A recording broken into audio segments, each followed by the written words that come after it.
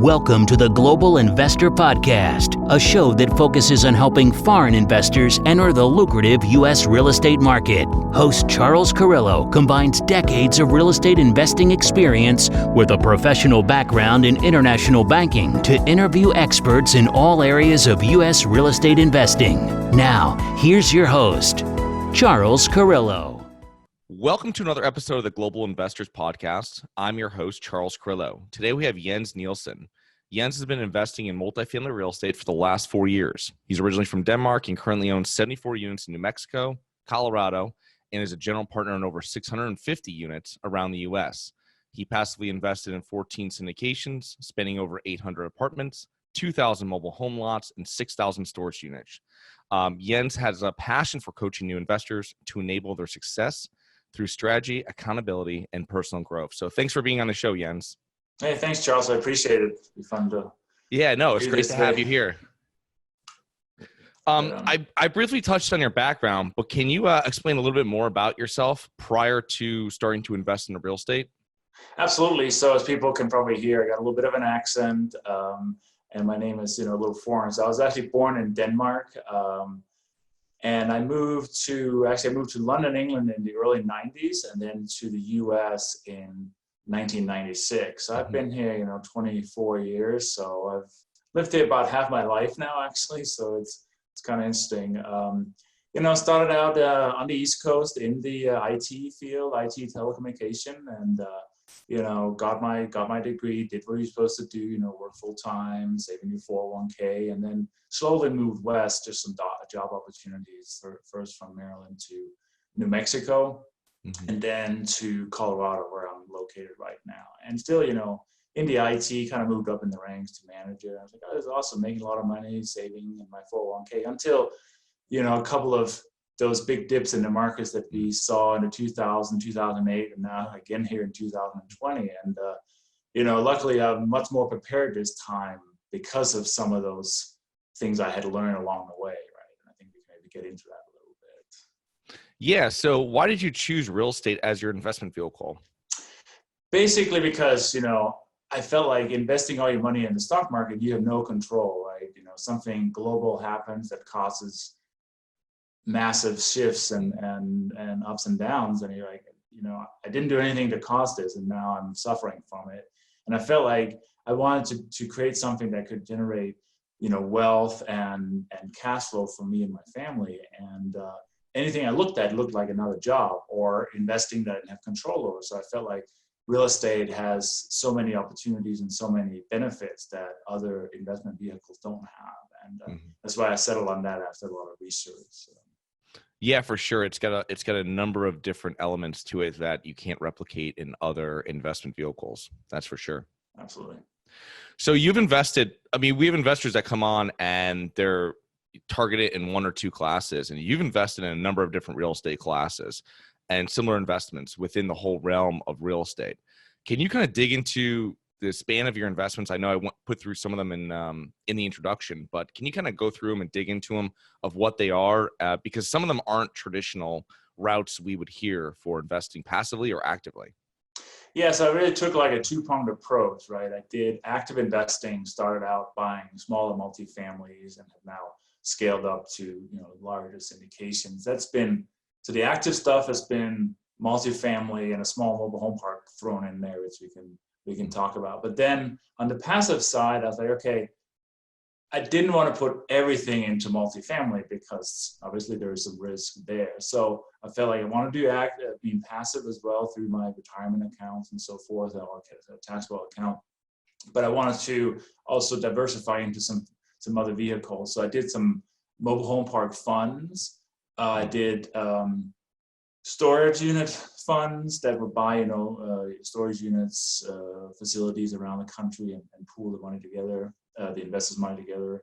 I also did some note investing, distressed mortgage notes, private lending, all kind of secured by real estate, but then it's slightly different segments, and they probably don't correlate 100% to each other. So I felt that was a way to offset my risk a little bit in that way. So we even have I helped my wife invest in a retirement. They're converting a hotel into like a senior living and so forth, right? So kind of just seeing what I knew would probably work well as an investment vehicle, but not something I knew enough about to go and do myself.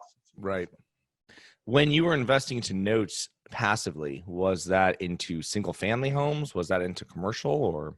That was distressed mortgage notes in the single family, Okay. secondary mortgages, and they'd go out and buy large pool of mortgages and get them reperforming, and then pay good returns to the investors in those. Yeah, I've heard about that before. I was speaking to someone at a conference about it. It's very interesting. It's completely different. You don't see too many funds like that where you see for syndications or funds for multifamily self-storage or mobile homes, which is kind of like the main thing that you see people bundling together and bringing in investors for. Yeah, interesting. So can you explain the process of changing your mindset from being an employee and then starting to think like an entrepreneur or real estate investor? How did that change? What did you have to change in yourself? Yeah, that's right. Because we can't become the person. We can't get to where we want to be by being the same person we've been before, right? So you got to really change the mindset. So it was a lot around, basically start studying a lot of material, listening to podcasts, reading books, but also surrounding myself with other people that have been there before. So start going to events, to meetups, to conferences, got some education and coaching, and really just starting to see, okay, I see somebody, they've gotten to a level that I aspire to be at, and said, okay, what did they do, right? Learn from them. And also making sure you don't just rely on other people to give you that job. It's like, okay, how can I build this? How can I take responsibility and accountability and just go out and build things, right? So, initially, when I bought some smaller properties, I would kind of just leave it to my property manager to take care of everything. And I realized, okay, I'm relying on him to manage my portfolio. Yes, that's his job, but I need to stay on top of it, right? So just getting that idea, really staying on top of things, creating that accountability around the people you work with, and having a routine. I get up early every morning, I work on my goals, I set goals, I do some journaling. So just really just that, developing myself as that person. So it's, it takes time, and it's not a, one specific path you can follow, but I just feel like being very goal oriented and making sure that you work to achieve them yourself. Yeah, definitely. What is you mentioned here quickly the your first couple investments you got involved with, and how did you do that? Because I kind of want to transition to you putting together your team as well. Yeah, so I started out, like I think a lot of investors, they start looking at a single family because they feel comfortable there. Luckily, I actually, I say luckily, I never actually invested in any single family, because I was like, I can never scale this. I can buy one here and one there, and I was like, that's gonna never get me to where I want to be. Because as soon as I decided a multifamily path, I was like, okay, 5 to 7 years, I want to be out of my full-time job and want to do this. Like, oh my God, I got to buy 100 single family homes to do this. That's not going to work. So I started actually, I started finding people that were at that level that I wanted to be at. So I met up with some people that knew my local community, and I said, hey, you've done this. What should I do? It's like, well, go buy some multifamily here. Go to, so I'm in southwestern Colorado. He said, go to Albuquerque, New Mexico. It's the closest larger city to where I live. Go down there, meet up with this gentleman, this broker, and then basically he can help you find some deals, which I then did. But in 6 months, we bought 2 4-plexes and 11 units. We had 19 units in 6 months from getting started. So that was all in our own account, and us being me and my wife. I mean, it was just us plus my property manager that did all that. You were direct mailing those, is that correct?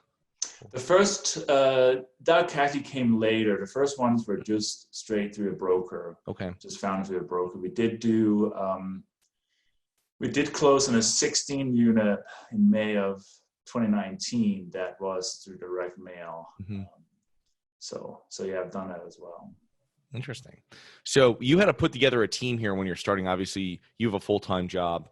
What were the first team members you brought on, and what did you kind of take off your plate so that you could focus more on the, like you were saying, the acquisition, and also on the asset management, which is kind of managing your property manager? Yeah, so the first, again, when we started buying these smaller properties, the first team member was certainly the broker and then the property manager, which in this case is the same person. So he's a broker and owns a property manager. So that helped a lot, right? Because I realized there's no way I can manage this remotely. So, I worked on the business instead of in the business, but a lot of us have heard about, right? So that was the first team member, and they actually do a lot of the rehab. So it was kind of one-stop shopping. It may have made me a little bit lazy too, because I didn't go out and shop around for a bunch of other contractors. And then I just like, hey, you guys just go ahead and do it, for better or worse. Obviously every company has some challenges. So along the way, I've learned some things. I've got much more proactive in managing them and making sure we are, raising rents, renewing leases, going in and doing heavy rehab if the units are kind of tired and stuff like that. But those were definitely the first team members, no question asked. So about investing remotely, about half of our listeners are based outside the United States. How does an investor become comfortable investing in a different part of their country or in a different part of the world? Yeah, and it is a challenge, right? So I think the first thing to think about is just study the market. So if it's another part of the country, even we live in a big country, so it's tough to figure out if you're going to invest in the upper Midwest, what's driving the economy there. But we have so much data available in the US, like census data, economic data. So I typically look at a market and say, okay, is it big enough for me for it to make sense? I want at least 200,000 to 300,000 people, and preferably larger, but a decent sized metro area. And then I look at what's the unemployment trends. What are happening with companies? Are they moving in or out? Is there one very large employer, or is there a mix of different employers? For example, I was looking at a deal last week in southeast New Mexico, and it looked really good. But then I realized so dependent on oil and gas, and oil has just been dropping significantly recently. It's like, man, there's too much risk in one asset or one part of the economy there, right? So make sure there's a diverse job base there. What's taxes like? What are tenant landlord laws and stuff like that? So it takes some research. So you can go and do all that research yourself. The other thing is you can go and look at somebody who's already done it. If there is a proven operator who has been in a market and they have had several deals and they've met their pro forma and stuff, well, maybe you can trust that they know they're doing it. They've chosen a market that makes sense, right? So those are kind of, you can do it yourself, or you can piggyback on somebody who's already been successful there. Right. And yeah, with the United States so big, and there's so many different pockets of the economy, of, like you said, the jobs, which is a huge thing right now with what's going on. Because if you have an apartment complex, I know we've been on phone calls and conference calls with properties we have, and figuring out, risk mitigation and figuring out exactly where your tenants are working, and if they're working in a week or 2 weeks, or, you know what I mean? So that's even more prevalent, more important now than it's ever been. But when you're finding new deals, say you're syndicating, right, that aren't in your backyard, what is your role in your team? Is it finding the deals, managing the asset management? What kind of parts of it do you handle? Yeah, so as we started moving into the syndication realm, I still have a full-time job, so I can't travel every week to go and look at properties. But also my background being in IT, I'm very organized and I'm very systematic around things. So I help. I know how to underwrite, so I do a lot of the underwriting, and making sure the numbers make sense. And so I spend time underwriting. I do go on site visits, because before I'm going to offer any deal out to an investor, I definitely go to the site for the initial due diligence. And then also organize the team and said, okay, what are the tasks we need to complete in order to do this? I put together kind of a syndication checklist of 75 different items that we go through to get there. Then just keep reviewing documentation and just kind of all those maybe kind of some people think maybe kind of boring, but it's super important to make sure things get done correctly, right? I spend a weekend looking over a PPM on a document on a property that we're doing, and stuff like that, right? And then, I raised capital. I got a strong network of investors too, so I help raise capital. And then, post closing, I do get on the property management calls and make sure that things are going forward, making sure that when we're doing the renovations, are we staying within budget? Are we getting the target rents and so forth? I don't do a ton of like asset management. Again, just be challenging to travel into the sites and so forth. Yeah, there has to be normal site visits and stuff like that. Yeah, we do the same thing where I always visit properties prior to bringing investors with them. So we'll walk it usually on the day that we're doing the due diligence inspection walkthroughs on it. So, but it's always important to have the organized underwriter reviewing everything. And it sounds like you're very thorough. So that's a great thing to have, and putting systems in place with your checklists. You coach a lot of new investors. So what are common mistakes you see new investors, I guess, and experienced investors alike making? Yeah, I think new investors, thinking too small. They're like, okay, I can buy, as I mentioned earlier, the single family home or a duplex or something. And they don't really think about what's the next step, because if that's all their capital, they buy that one duplex, they're like, okay, now I'm stuck. What do I do next, right? So thinking beyond that, where do you want to be in a year, 2 years, 5 years, right? So thinking beyond that and really start thinking like that syndicator early on. So you start generating that network of investors. You start, act as if, right? I'm not there yet, but I can actually really start talking about these things. So I have people, I have some of my students starting meetups before they even bought their first property. Just because they become a thought leader, they are seen as an authority in the community and everything else. And that helps a lot with their own confidence and so forth. So I think that, definitely inexperienced investors is thinking too small and also relying too much on brokers' performance. Like, oh, look at this, it's been doing all that. Well, yes, but you need to dig into the numbers. And then I think as we are learning now, I think we all make the mistake of thinking that tomorrow is going to be like yesterday, right? We can't really always imagine these massive shifts that we're going through right now through this whole virus thing, right? And how do we prepare for that, right? How do we make sure we prepare for that rainy day? We have funds set aside to weather those downturns and other things. So I think that's a mistake we are all very prone to making, because we can't imagine how quickly things can change.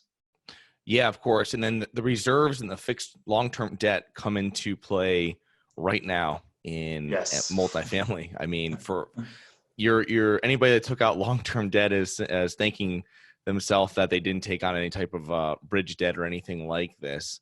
But it's crazy what's happening. But so what are the first couple steps or tasks that you have your students complete when they're starting out? Are you having them do goal setting? Are you having them figure out their number they need to reach their goals, in sense of maybe like leaving their W-2, which I imagine is a normal estimate that they make? Yeah, definitely goal setting. I mean, and most people like, oh, I want to make 10 grand a month. I said, okay, that's great. Why? Like dig into this. If you just get into it for the money, and then when time gets tough, you're like, oh, people tend to give up, right? So you really have to figure out what is the reason behind you want to do this, because it's not easy. It's not always glamorous. There's a lot of hard work. There's a lot of ups and downs. So you just have to be prepared for that. So setting goals, and sometimes the goals are also around, a dollar amount, what do they want to achieve?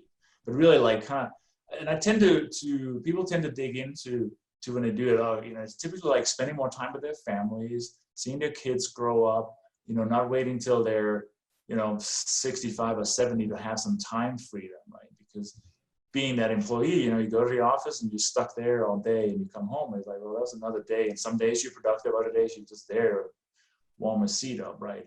When you're working for yourself, you really got to be productive in every minute. And if you're not, well, then go and do something else. So really just getting that mindset shift into why you're doing this and what's important to you, and how are you going to be willing to work even harder when things are not going the way you want them to, and so forth. Yeah, the mindset is huge, and it's not as easy as writing down some goals, because it takes quite a while to change yourself from thinking paycheck to, especially when you're doing syndications and your money's not, you get a little bit up front, but you're and then you're managing it. It's a long-term project that might take years before you get a payout, and managing all the different portions, which the property, like you were saying, the asset management, and also your investors as well that you mentioned, because they have to be managed sometimes more than the property themselves, depending on.